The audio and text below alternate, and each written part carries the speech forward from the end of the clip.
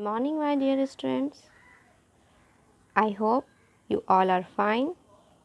Students, आज हम लोग क्लास 4 के आपकी हिंदी लिटरेचर बुक बाकी से चैप्टर नंबर 2 रीड करेंगे. So let start. This is your chapter number 2 and आपके चैप्टर नंबर 2 का शीर्षक आज का है उधार की शेरवानी. स्टूडेंट्स, यू नो उधार मीन्स क्या होता है?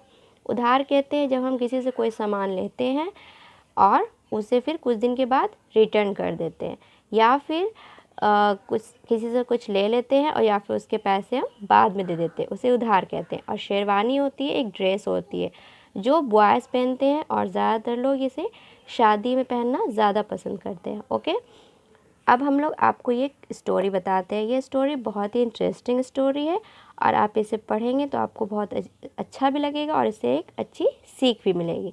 इस स्टोरी में एक जुम्मन नाम का एक शख्स है, एक व्यक्ति है जुम्मन जिनका नाम है. उनकी बस अभी अभी उनका निकाह हुआ था. निकाह मीन्स होता है शादी.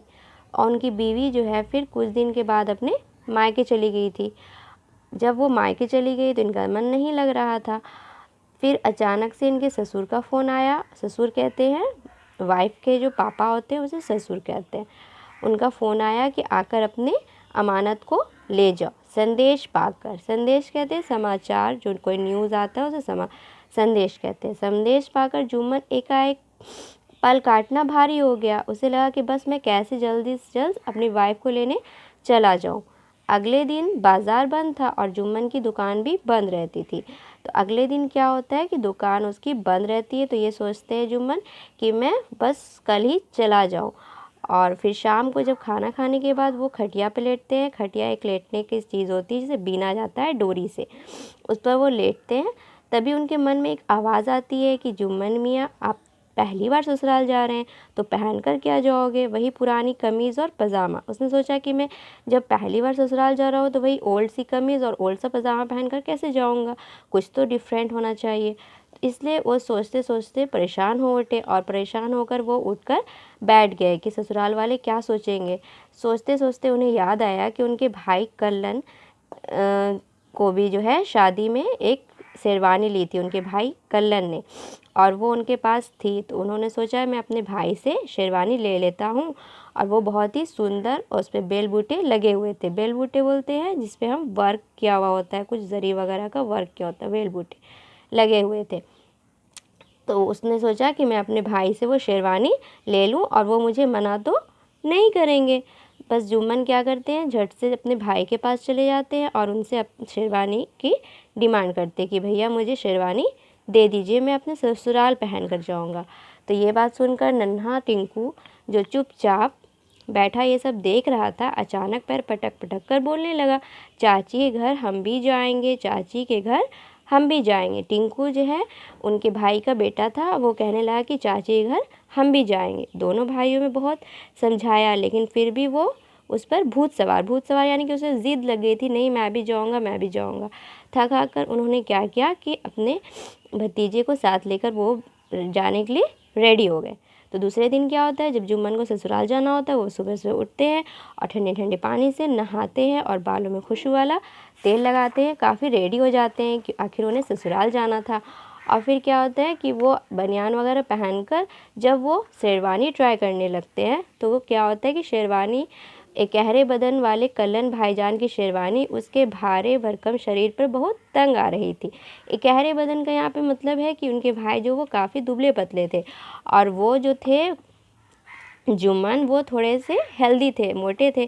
तो उन्हें दिक्कत थी. किसी तरह खींच तान कर वे शेरवानी में पूरा घुस तो गए, किंतु लग रहा था यदि उसने बटन बंद करने का यत्न किया तो सभी बटन शहीद हो जाएंगे. यहाँ पर शहीद होने से मतलब है बटन टूट जाएंगे. अगर वो थोड़ा ज़्यादा ध्यान से टाइट हो गया था उनको शेरवानी, अगर ज़्यादा वो खींच तान करेंगे तो क्या हो जाएंगे, सारे बटन शहीद हो जाएंगे यानी कि टूट जाएंगे.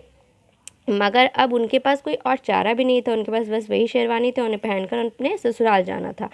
रास्ते में टिंकू को साथ लेकर वो ससुराल जाने लगे. तो जब वो ससुराल जा रहे थे तो उससे वो जो शेरवानी पहनी थी उनका शरीर जो बिल्कुल तन सा गया था। तो उसे टिंकू बच्चे को लगा कि उसने उससे पूछा कि चाचू क्या आपको ये शेरवानी तंग आ रही है? तो ये बात सुनकर उन्होंने उसे डांटा, खबरदार जो तूने ये कहा कि ये शेरवानी अब्बा की है। उन्हें लगा कि बार कहीं ससुराल में जाकर ये कह देगा कि ये शेरवानी अब्बा की है तो उनकी इंसल्ट हो जाएगी, इसलिए उन्होंने उस टिंकू को डांटा। तो टिंकू बच्चा था, वो डर गया और वो सहम गया। उसने सोचा कि अब वह कोई जोखिम नहीं लेगा और वो इस बात को रिपीट करने लगा मन में कि ये शेरवानी चाचू की है, ये शेरवानी चाचू की है। कुछ देर के बाद जब जुम्मन अपने ससुराल पहुंच जाते हैं तो वहाँ पर उम्मीद से दोनों खूब अवभगत होती। अवभगत कहते हैं खातिरदारी को, यानी उन्हें बहुत अच्छा टेस्टी टेस्टी खाना मिला, उनकी खातिरदारी हुई और सब लोग जो है जीजू से मिलने भी आए। आस पड़ोस के लोग, जीजू कहते हैं, आप ही के जो हस्बैंड होते हैं उसे जीजू कहते हैं। आस पड़ोस के लिए सभी बच्चे से जमा हो गए उनसे मिलने के लिए। और फिर क्या होता है, शेरवानी के कारण वो बेचारे सीधे तन कर बैठे हुए थे। उन्हें टाइट इतनी हो गई थी कि वो ना सही से झुक पा रहे थे, ना सही से हंस पा रहे थे, बिल्कुल टाइट स्ट्रेट होकर बैठे हुए थे। उन्हें डर था कि यदि वे थोड़े से भी झुके तो शेरवानी बटन जो है अभी तक इतना कुछ सहकर भी उनका साथ दे रहा था, कहीं टूट कर उड़ता हुआ सामने रखी खीर पर ना जा गिरे। वह खुलकर हंस भी नहीं पा रहे थे और वो बेचारे खुलकर हंस भी नहीं पा रहे थे। तो टिंकू जो है सब कुछ भूल गया था और वो अपना खीर खाने में मगन था। तो उनकी जो सास थी वो टिंकू से पूछती हैं कि आने में कोई तकलीफ़ तो नहीं हुई, और टिंकू बस क्या करता है, वो खाने में मगन ही होता है और सिर्फ जवाब दे देता है नहीं, बिल्कुल भी नहीं। और ये कहते कहते उसने ऊपर जब जुम्मन को देखते हैं तो जुम्मन उसे घूर रहे होते कि ये क्या तरीका है, ऐसे जवाब दिया जाता है।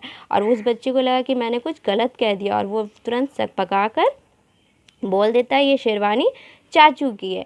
और क्या सब चौंक गए और फिर सबको बात समझ में आ गई और मन मन मुस्कुराए, यानी सब मन ही मन मुस्कुराने लगे। सब समझ गए कि आखिर उन्होंने रट लगवा कर लाया था चिंटू को कि ये शेरवानी चाचू की है बोलना वहाँ पर। और जुम्मन की जो छोटी साली सायरा थी, जुम्मन की छोटी साली का नाम था सायरा। साली बोलते हैं बहन को, वाइफ की जो बहन होती है उसे साली कहते हैं। वो बहुत शरारती थी। उन्होंने मजाक बने शेखी भरे अंदाज यानी मजाक से अपने जीजू को कहा कि आप खुलकर हंस क्यों नहीं रहे हैं, क्या हमारी खातिरदारी आपको पसंद नहीं आई? तो वो बोले नहीं नहीं ऐसी बात नहीं है, हमें बहुत पसंद आई। और बेचारे को फिर हंसने लगे। और जैसे ही वो हंसते हैं तो क्या होता है कि उनके जो बटन है टूटकर आगे फर्श पर बिखर जाते हैं, और यानी कि समझ लीजिए कि उनके बटन जो है शहीद हो जाते हैं।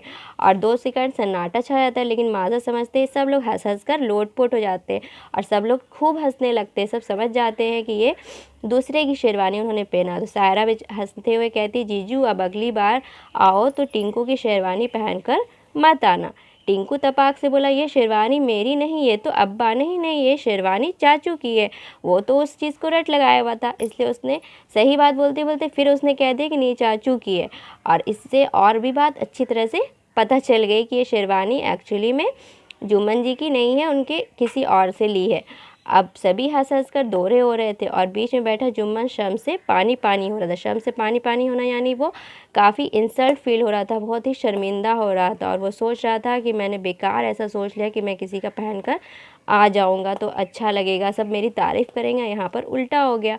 मगर अब उसे अपने मन में ठान लिया था कि भविष्य में कभी भी किसी पराई चीज़ का रौब नहीं घाटेगा। अब उन्हें अकल आ गई थी कि मैं कभी भी किसी पराई चीज़ का रौब नहीं घाटूंगा। तो डियर स्टूडेंट, आई होप आपको ये स्टोरी काफ़ी अच्छी लगी होगी और आपको समझ में भी आया होगा। इस स्टोरी से मॉरल हमें यही मिलता है, सीख हमें यही मिलता है कि हमारे पास जितना है हमें उसमें ही संतुष्ट होना चाहिए, हमें उसमें ही सब्र करना चाहिए और उसमें ही एडजस्ट कर कर चलना चाहिए। ऐसा नहीं कि हमारे पास नहीं है तो मैं किसी और दूसरे से ले लूँ, तो ऐसा कभी भी नहीं करें। अगर आप दूसरे से कोई सामान लेते हैं और कोई कह देंगे तो आप हंसी के पात्र बन जाएंगे। इसलिए हमारे पास जितना होता है हमें उसमें ही संतुष्ट होना चाहिए। ओके डियर स्टूडेंट, आप भी इसे फिर से घर पर रीड करेंगे। Thank you, take care, bye.